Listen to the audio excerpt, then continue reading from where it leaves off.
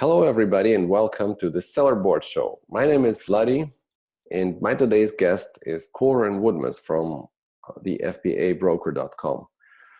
Coran is for sure one of the world's largest brokers specialized on Amazon FBA. So we're going to talk about selling an Amazon business, an Amazon brand, about the products and the niches and the ways your portfolio should look like in order to be sellable or in order to generate higher multiples. And also about the team, the multiples on the market at the moment, and the process of selling. How does this transaction look like exactly? So if selling a business is an option for you, then listen to this podcast or watch this video. I'd be very happy if you give us a like and subscribe to this channel. And before we start, I'd like to mention our sponsor, sellerboard.com. Sellerboard is the world's most accurate profit analytics service for Amazon sellers. If you're an FBA seller, then probably you've had the problem that you don't really know how much money you're making from the Seller Central. And this is why we built Sellerboard. Basically, we're showing you your profit and loss statement in real time in different forms, which help you consume this information better, in the end, make better decisions. We also have some additional tools like an inventory manager or an email campaign tool for generating more feedback. So please click on the link in the description. There's a free trial, free 1-month trial, sellerboard.com, and let us know what you think. And now let's start the show.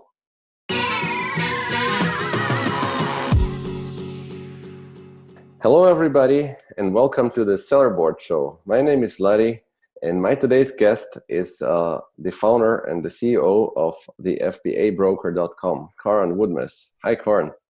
Hi, Vladi. Thanks for having me on. Thanks for coming. So, Coran, why don't you tell our audience a little bit about yourself?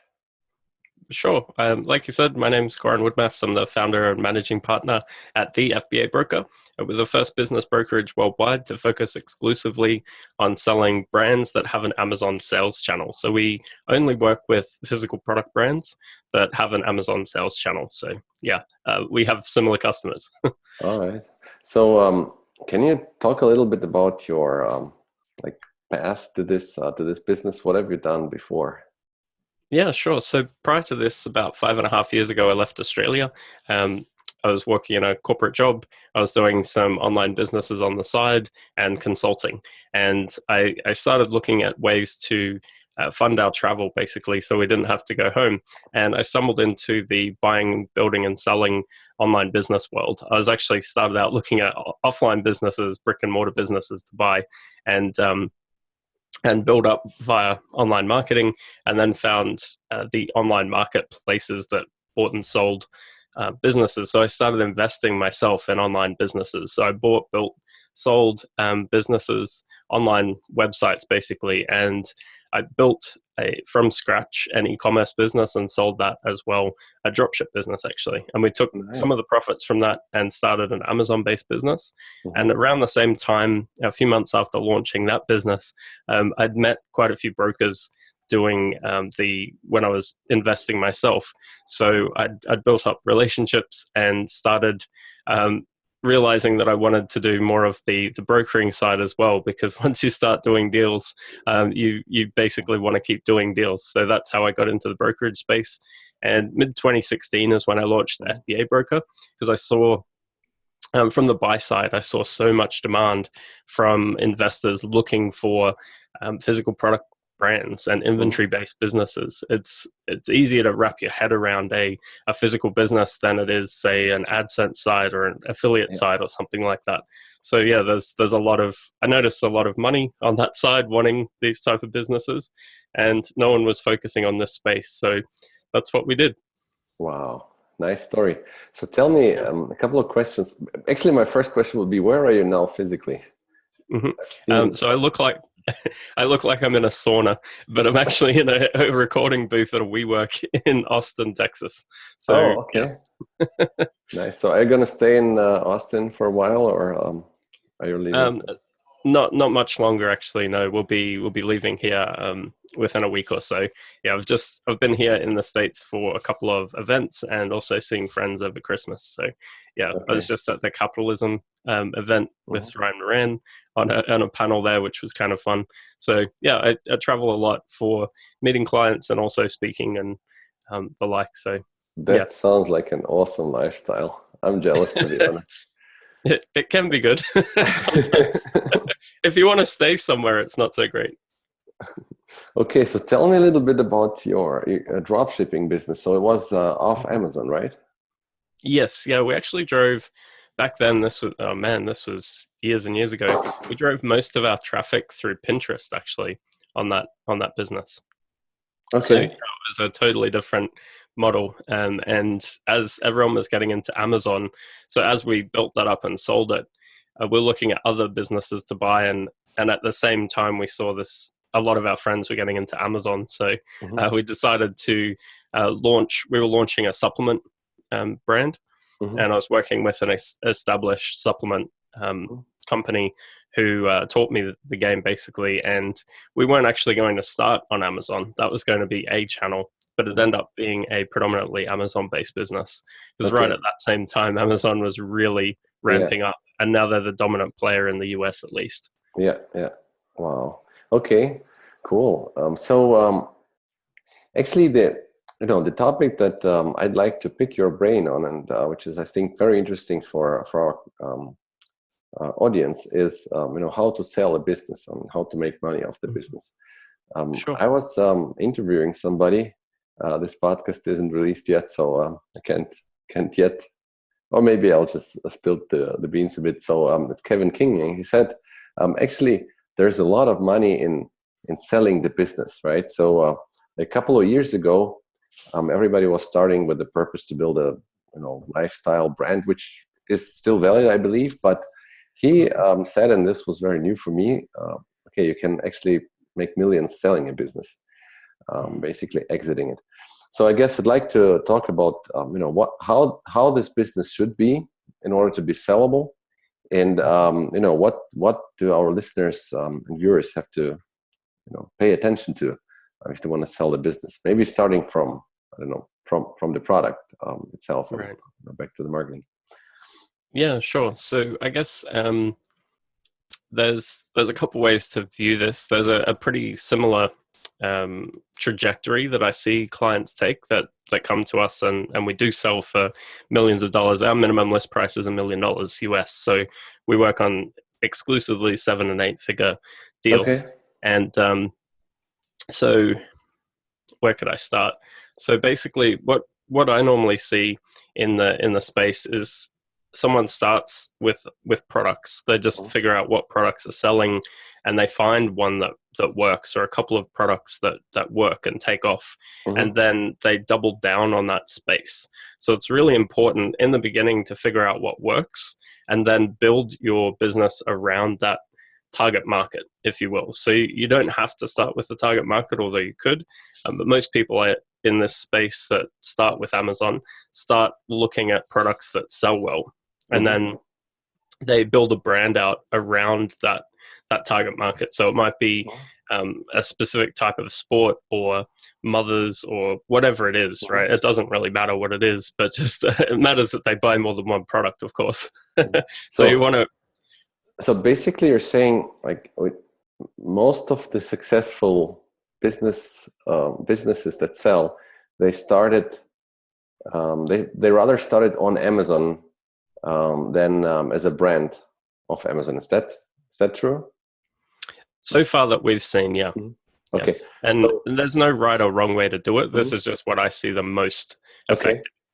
Okay. Yeah. So Is to, with respect to the products, like what would you say? I mean, there are a couple of approaches. Some guys say, okay, I'm going to stay in the niche and try to, I don't know, maybe build some economies of scale with respect to ordering or the factory. So if your supplier can produce multiple products and you're happy with the supplier, then you can order more. Maybe you get a better price, right? So they have kind of an approach which is kind of more triggered towards a brand. And I know some other guys which are doing like more or less arbitrage, right? So I found a fidget spinner. Okay, it sells well. Let's do fidget spinners. Like, so fidget spinner is probably a bad example because it's so like a trendy, right? But I don't know. Maybe you can talk about that also a little. But like, would you say it should be like when we start with the product selection, should it be something which looks like a brand, or are you also okay with just beautifully picked products which are just analytically working? The second type of business is really hard to sell. Okay. So what I'll talk about is, if you are starting from today or you're a year into it, I'll explain your best chance of being able to sell in the future, because based on what investors are looking for. And again, we focus only on the multi-million-dollar exits. So this is if you want a multi-million-dollar exit with the highest chance of success. Either start with a brand, so start knowing the target market, build unique products just for them, and then expand out. That's version 1. Version 2, if you start with the Amazon route, is figure out the first product that really takes off and build a brand around that target market. So don't, like you mentioned, supply could come into it, but it's really important that it's selling to that same target market. Okay. And if you can build anything outside of Amazon to sell direct to that target market as well, that's really important when it comes to sell, because the bulk of the investors in this space, they're wanting something that they can leverage. So they're not necessarily just looking for something that's selling on Amazon and making money, right? So the random approach of just 100 different products, that's not as exciting. That business could still sell today, but for the most part, you'll see a much lower multiple for that type of business. We have one right now that's in diligence, that's a random mix of products, a couple different brands, but they're not really brands. That's signed at a very low multiple for the size of business it is. They could literally get 1 times multiple more if it was a brand focused around one target market. By the way, what are the multiples? Like you're talking about multiples. What are they? Maybe you can give us a fork, like from to. So a multiple is the way an investor will value a business is the trailing 12 months cash flow or earnings, right? We use SDE, which is seller discretionary earnings over the last 12 months. It's essentially an adjusted net profit. And that's the baseline. So say that's $1 million. That's what the investor will use as the base, and then they'll apply a multiple to figure out what they want to pay for the business. We'll also put a multiple on that cash flow to come up with a list price, right? So a list price is different to a sell price, but everyone's going to be using a multiple of what that is. So the difference in multiples, if you were a random mix of products versus a brand, it ranges. And then if you have access to the customer, it will also increase the multiple. So if you're doing a million in cash flow or SDE, and you have a random mix of products that might sell for 2.3, 2.5 times the cash flow, so about $2.5 million. If you had one brand, specific brand, and it was just selling on Amazon, that could sell for 3 to 3.5 times. So like I said, it's almost a multiple more. So that would be 3.5 million. If you owned the customer and about, say, 40-50% of your business was coming in from your own website, so you control that customer, they're repeat purchasing through your website, as a percentage of revenue, if it was higher than 40-50% on your own, it may be 4 or 5 times. So it really, the range is very vast based on the type of business. When you say like 2.5 times cash flow, you mean 2.5 times yearly cash flow? Annual cash flow. So and net profit. Net profit. Okay. Net profit. So 2.5 times annual net profit would mean like what is it? 30 months. We don't use monthly. Investors in the space in the 7-8 figure range, they don't use monthly. I get all investors do, but definitely not the buyers we're talking to. Everyone uses annual. Okay, but I guess this means that if somebody has let's say, even a not optimal business to sell, it's still kind of 2.5 years of cash, so you can kind of go on vacation for 2.5 years Well, And that's if it was to sell today. okay. The trend is definitely not moving in that direction. So Mhm, it's very hard to sell a business that's not a brand today. mhm. It's only going to get harder. I'd predict in the next 6 to 12 months it'll be Okay. unsellable. Yeah, Oh, okay. because it's just the buyer demand is moving because there's so much inventory on the market. Yeah. Right now, we're tracking 240 different listings worldwide Mhm, on with about 70 different brokers or marketplaces. mhm. So we've been watching the whole market for almost 3 years now. So Okay. we've seen how many deals are on the market and what the trends are, and that's what the trend is saying that buyers want brands. Mhm. Interesting. All right. Okay. So we talked about the multiples. I Mhm. understand. That's what I thought. Brands sell better than a random mix of products. Yeah. Although, of course, if you're like analytical and if you do your Amazon homework well, then you can also sell a random mix of products that might work. But That's tell more me. for a cash flow play. So Mhm, there's more than one way to make money out of Amazon, right? So that would be more a cash flow play. If you want the random mhm, mix of products and just work on your analytical skills, then mhm. don't sell it. Just keep the Yeah. cash flow going. So tell me, like we were talking about private label, right? What about online arbitrage? Have you ever sold? Nope. Hell Okay. no. No So, one I know wants to buy that type of business. So all right. Okay, that's that's an interesting fact to know. So, guys, if you're doing online arbitrage, then I guess don't hope to sell it. At least, it's a cash play. Mhm, It's a cash generating business. It's not a sellable business because it's unless the only type of and it's not even really arbitrage. It's more traditional retail style businesses where you mhm, have set supply and you have you know you can reorder 100,000 of these products if you wanted, and maybe you had exclusive distribution. That would be an mhm. asset that's sellable. But if you need to go find source new products all the time Yeah. and you're competing for the buy box, Mhm, unless you have a team and an infrastructure that can be sold with the business to mhm, make it a business, mhm. it's like buying a job. So no Okay. one's going to Yeah. pay for Yeah. that. Of course. Sure. But like we have a lot of viewers that do have a kind of an infrastructure. Maybe not a huge team, but we did have also a couple of interviews on online arbitrage, and it is if you do it right, I guess you can outsource it to a way that you don't have to do everything yourself. But yeah, I think probably we should, or you should look at every single case. But that's still a good learning for me at least that online arbitrage is not that sellable. So if you guys Yeah, want to make millions, then rather switch to private label at some point. yeah. Let me ask you about the products a little bit, about the niche. So, are there any specific niches that sell that don't sell? Let's put it this way. Um, not really. Some buyers have um, moral issues with certain Hmm. categories, Hmm. adult products or the like. Hmm. But for the most part, no. It's more about the numbers than Hmm. anything. So, is it a brand? Can they Hmm. take this and leverage it outside of Amazon? What's the margin for Hmm. to compete with future competition? Hmm. And how unique are the products? Right, Okay. that's really the fact.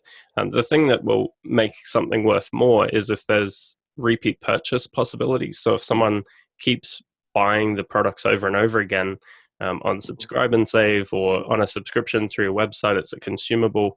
That can be interesting because it's Hmm. that's actually quite tough to get through Amazon. A lot of the products are one off. So I Yeah. often advise people if they find a niche, they find a target market that is a one off item, can they add in something that is consumable? So Hmm. something that goes with that product that they Yeah. need to replenish, or something else that that target market needs that they need to buy often. And if you can have both, that can actually give you a little bump in value. Yeah. Yeah. Okay. Okay. So, all right. Let's say we have a some sort of a brand and selection of products which fits together. Like, what's the next step? What do we need to do to make the business sellable or Yeah. So actually so worthwhile? typically the timeline that we see is year one, people are usually figuring out what works. Year two, they're usually figuring expanding as much as possible, so finding other products that work. Year 3 and year 4 are really where you would optimize for a sale. So you either build it to a certain point and then optimize for sale, or you keep building until you decide to go sell. Typically, the growth phase and the selling phase kind of compete with each other, because to have the maximum value at sale, you want the maximum profit over the trailing 12 months. But it's tricky because you also need year-over-year growth. So that's tough to do. So you can never really optimize 100% for the absolute maximum exit. You need to move towards that exit. So you need to balance growth and profitability. So sometimes our clients will slow down their product release. They'll have a product roadmap. Maybe they have 5-10 products they want to launch. They'll launch the highest percentage chance product first. So the best margin, the one product they think they can take to market best, they'll start with that. So instead of releasing 10, they'll release one, maybe one a month, one every 2 months, and have that product roadmap to give to the buyer. And that works really well. So the average of businesses sold that we've seen over the trailing 12 months to about mid-2019, we're not done with our 2019 numbers yet, but the trailing 12 to mid-2018 was about 30% net margin. So to work out your net margin, you need to work out your SDE and divide it by your revenue, and that will give you your net margin. What's again, exactly SDEs? So net profit, right? Yeah, seller discretionary earnings. So it's adjusted net profit. So you can add things back in, like your personal salary, your company taxes, anything that the new owner won't need to pay for. We also use add back things like one-off expenses or things that aren't related to the business. So if you do a trip and you didn't really need to do the trip, but your business is paying for it, you can add that back.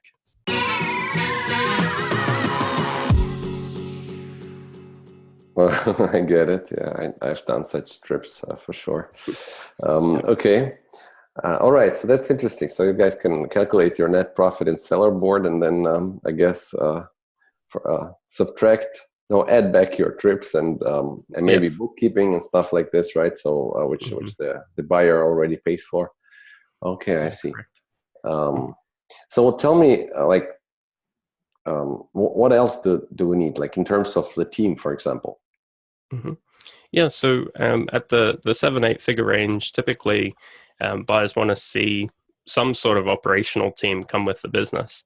Oftentimes, sellers or our clients, when we're looking at going to sell the business, they are the business. Them, their wife, maybe their brother works in the business, and everyone wants to leave once the deal's done.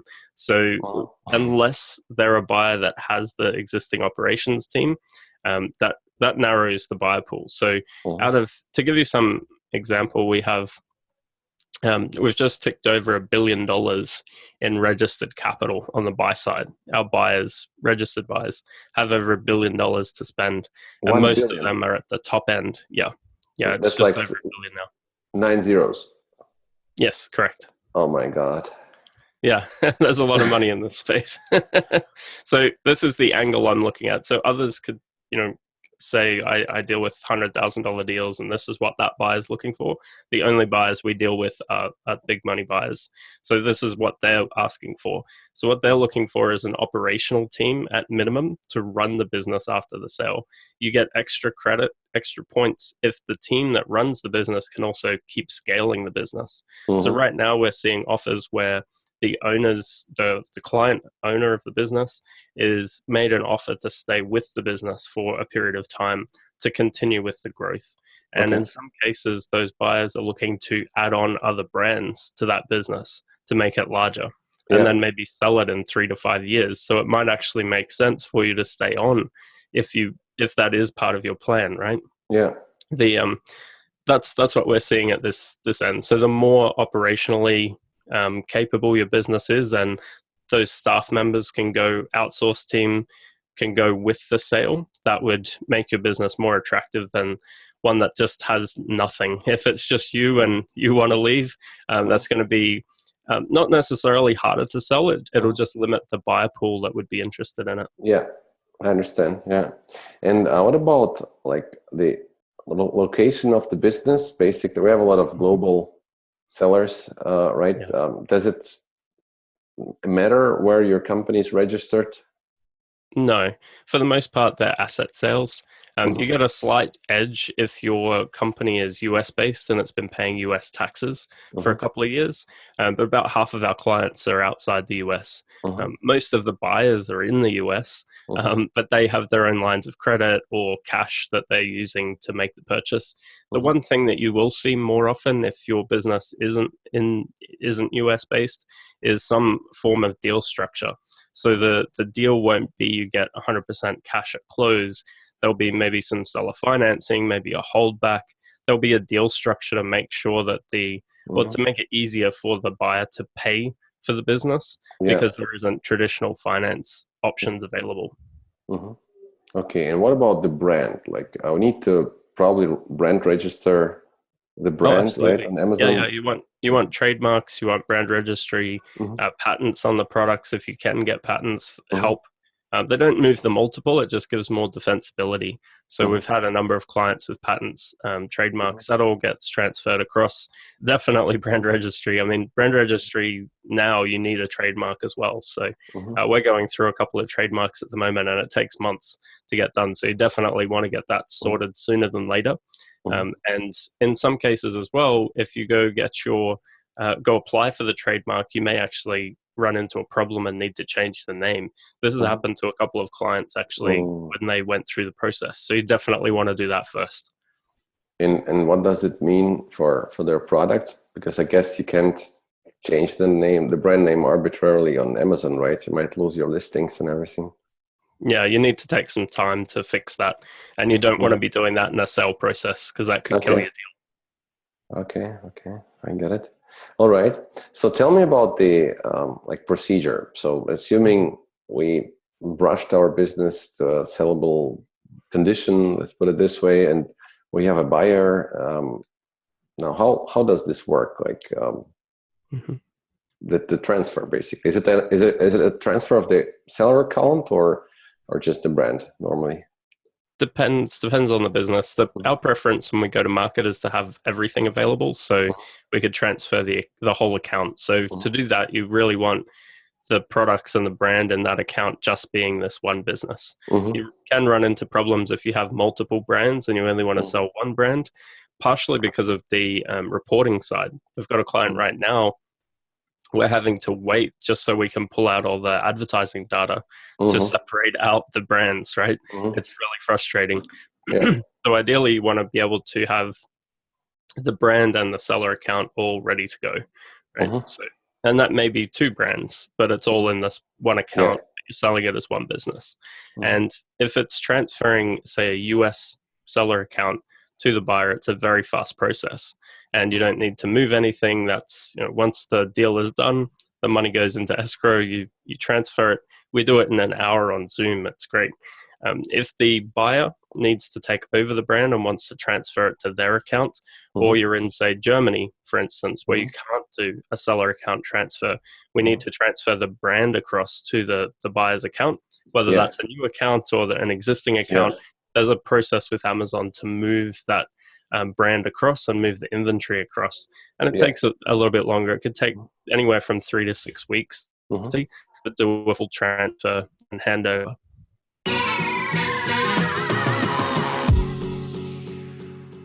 Okay, I didn't know that it's so easy in the US. So it's basically 1 hour of work, and then anybody can transfer the account to a new owner. Yep. Yeah, exactly. Wow, nice.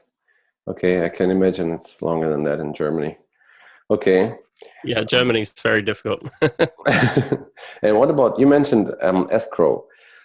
So how does this work? Basically, the buyer pays the money to the escrow, and when the account is transferred, everything is transferred. The escrow pays the money to the seller, right? Is that how it works? Yeah, so in the 7 8 figure range, the money goes into escrow with a lawyer. So one of the M&A attorneys on the deal will hold the cash. Usually, it's the buyer's attorney actually that Mm-hmm. has that. So there's a purchase agreement in place. Once everything in the purchase agreement is checked off, so Mm-hmm. they have the account, they have all the trademarks moved over. It'll stipulate what steps we need to take to be able to that payment to be released, and then it will be released from escrow. So you'll see that the money is in the account, basically the buyer's paid, and then once you've hit all the checkpoints, then you're paid at the schedule that's laid out in the purchase agreement. So yeah. Okay, then I guess my last question on this topic would be, like, what would you recommend the sellers in terms of selling the businesses? So maybe not selling, maybe growing. Like, what's your take on the next couple of years with respect to selling? You mean when to sell? When to sell, and is it a good time to sell now, or rather to build a scale? What's the market now? Yeah, sure. So two things would go into that. One is the market, and more importantly, I'd look at my own business. So if it was me, I'd say, well, what are my needs? What are my why am I doing this? Right. So in one respect, it might be you wanted to quit your job and this is your full-time business. So if you sell the business, you no longer have the cash flow. So what are you going to do with the cash? Even if you can get $1 million US as your target, and you got $1 million US, what would you do with that to generate cash flow? Because trust me, cash in the bank depleting is not the same as cash coming in as cash flow. So you want to figure that out first. And then what else would you do? Like, would you start another brand? Would you are there other ways that you could keep yourself engaged? So I always kind of default to not selling and then build a case to sell. So it's typically if the valuation of the business could be at a point where it is a hell yes number for our clients. That's what we want to be listing above a hell yes number for our clients to give them as much room as possible. But selling is a not a straight line, and it's not the best option in every case, and it doesn't fix all your problems as well. So a friend of mine interviewed him last week for our podcast, The Truth About Exits. He wrote a book called Before the Exit. So I definitely recommend people read that book because he and his business partner sold, and they actually kind of regretted it after. And they gave up an asset that wasn't as bad as they thought. Like, they thought selling would be the ultimate goal, and really it didn't move the needle for them after the sale. So really think through that. It's cool to say to your friends that you've sold, but maybe that's not actually what you need. So yeah, I don't think there's any urgency to sell. There's certain types of businesses that are going to be harder to sell, but I think that's already the case. So it's not like that'll change. The one thing we are seeing change is the listings under $1 million US as a list price.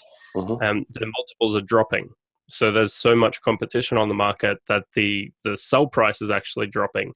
So those businesses are being worth less and less. They're still selling, but they're moving for less, and the deal structures are more buyer favorable. So it's a buyer's market below $1 million. Okay, interesting. Cool. Thank you. So look, I'd like to talk about another topic briefly. A couple of weeks ago, I saw your post on Facebook on the trends for 2019, and I thought it's an interesting topic to talk about. Maybe you can walk us through these trends, and we discuss them shortly.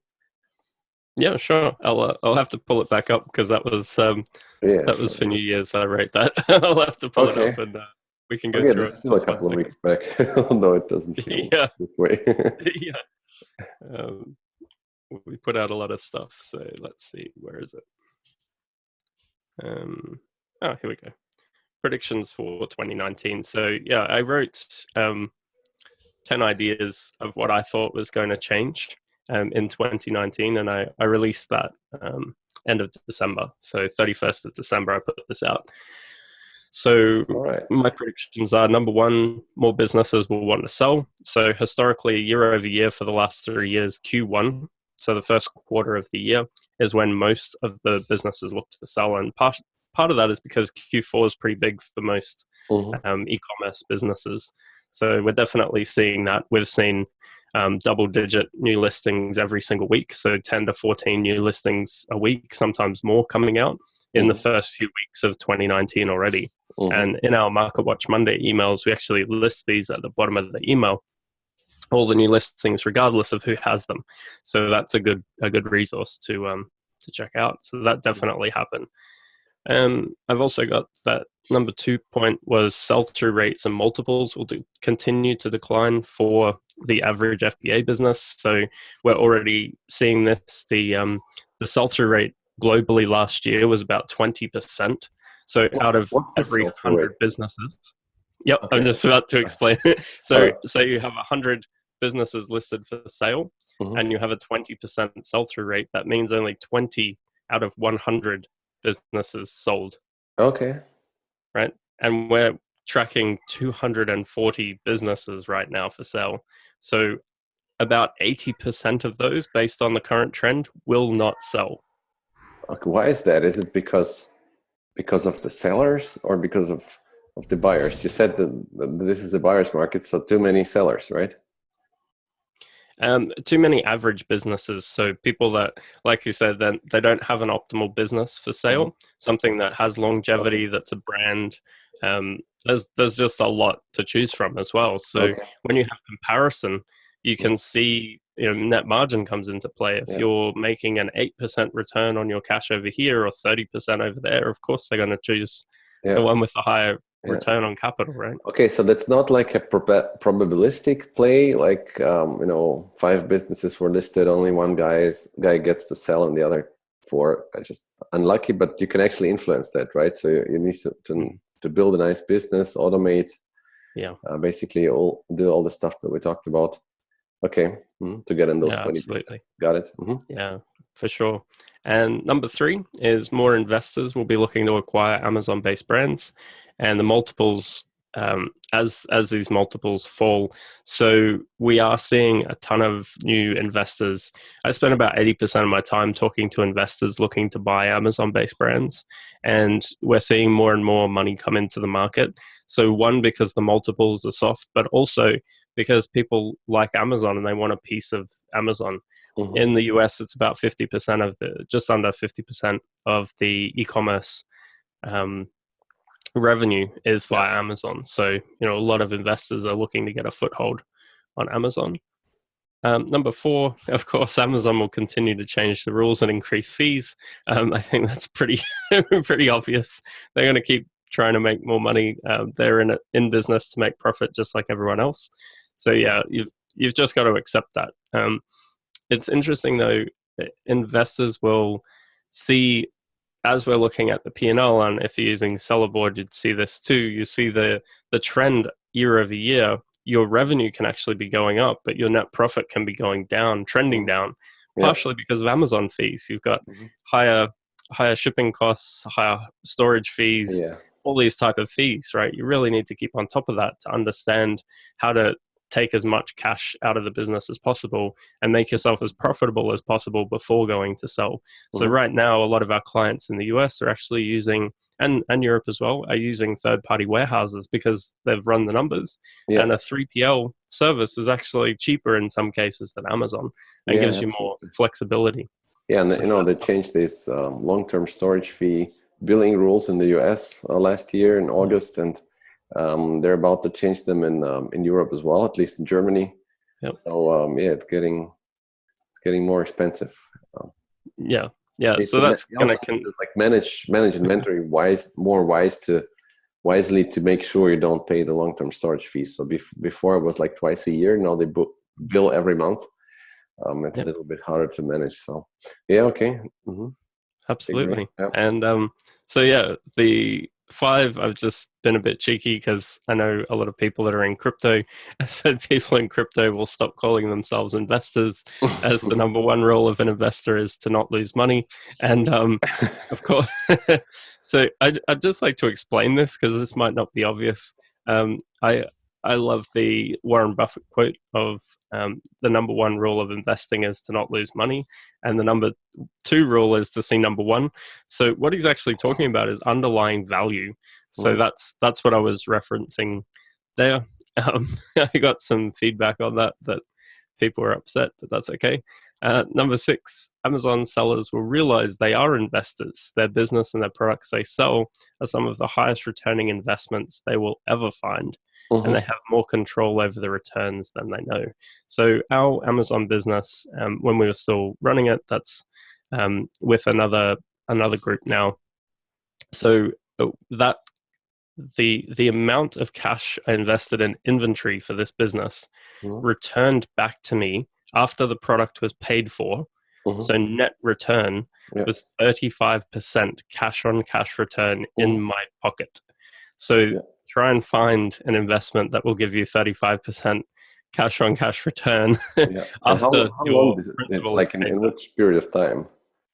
That was on each order of inventory was 35%. Yeah. I annualized that. Fantastic. I mean, that business.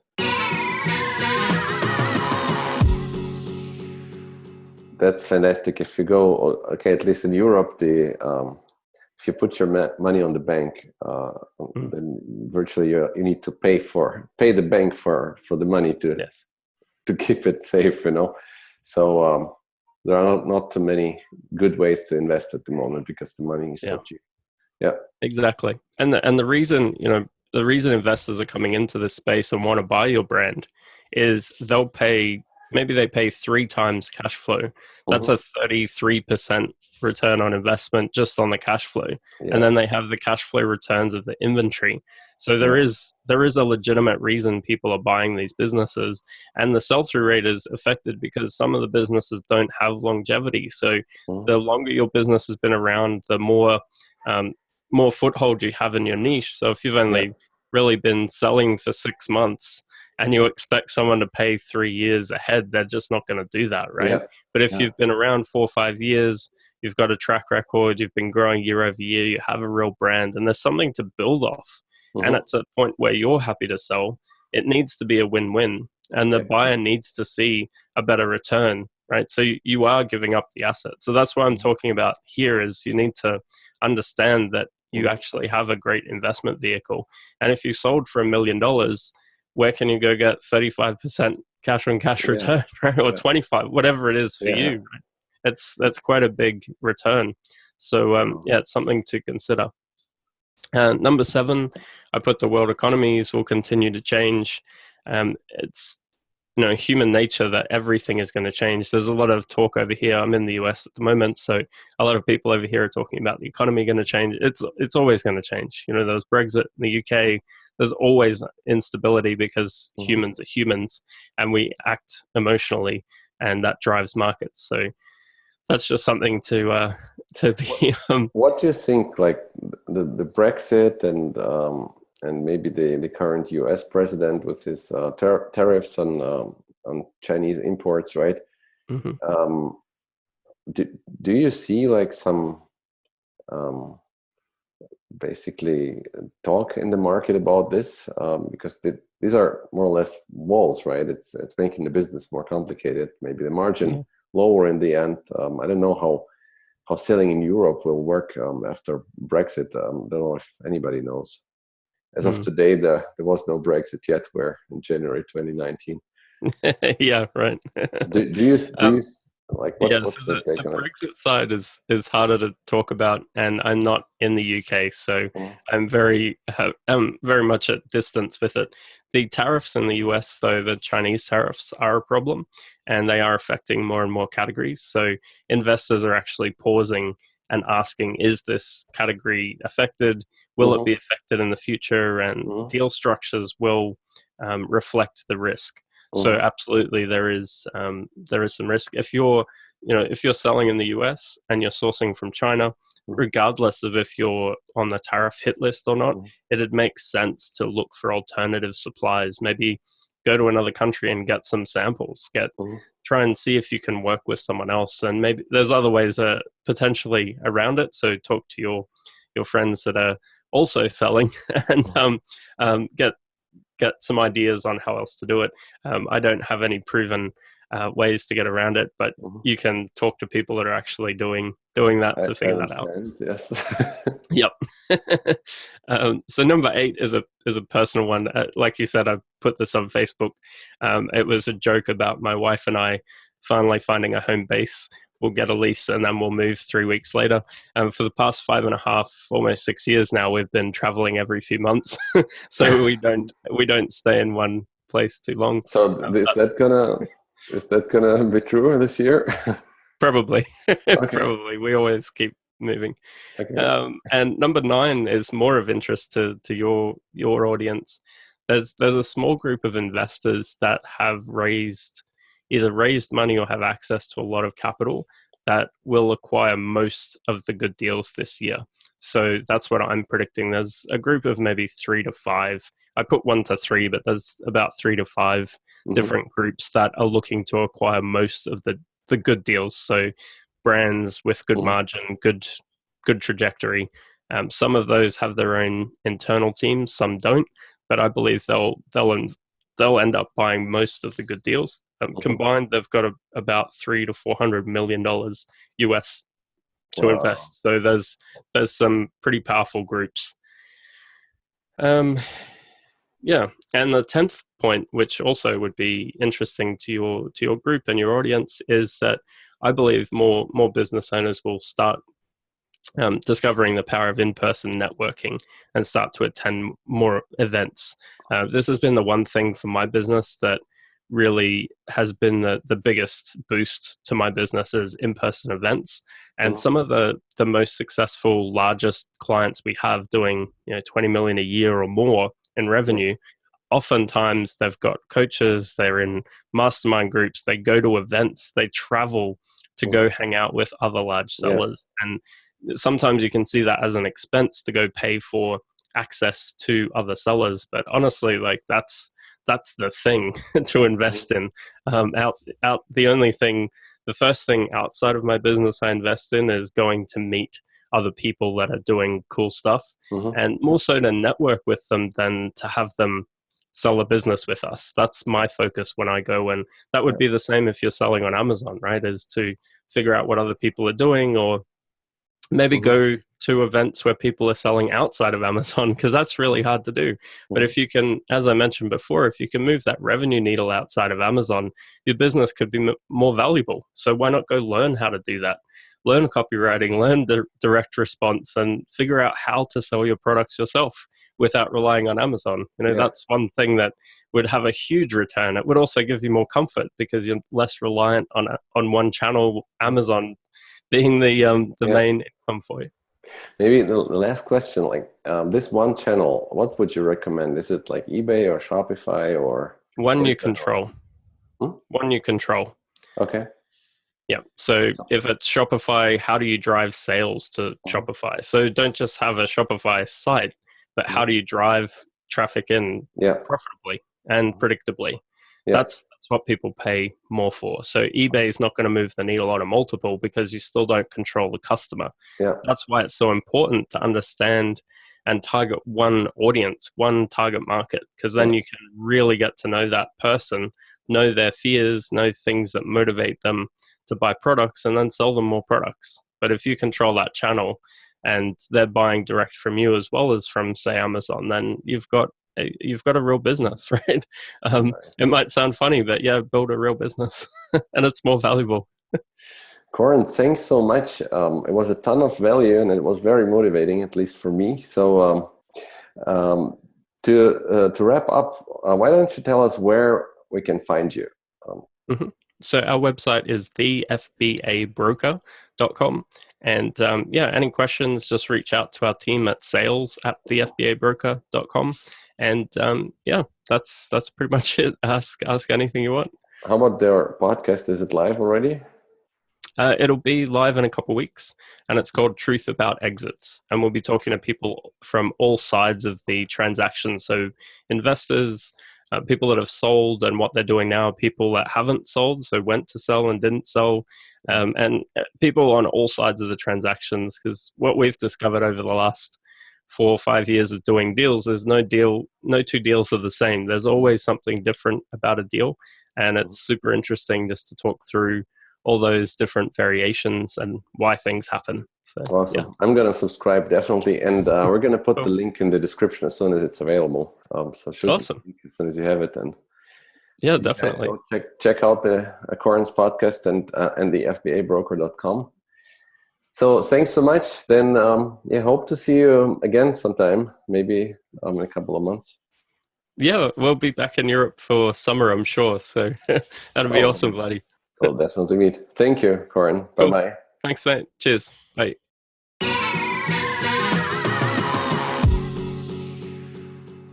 So what do you guys think?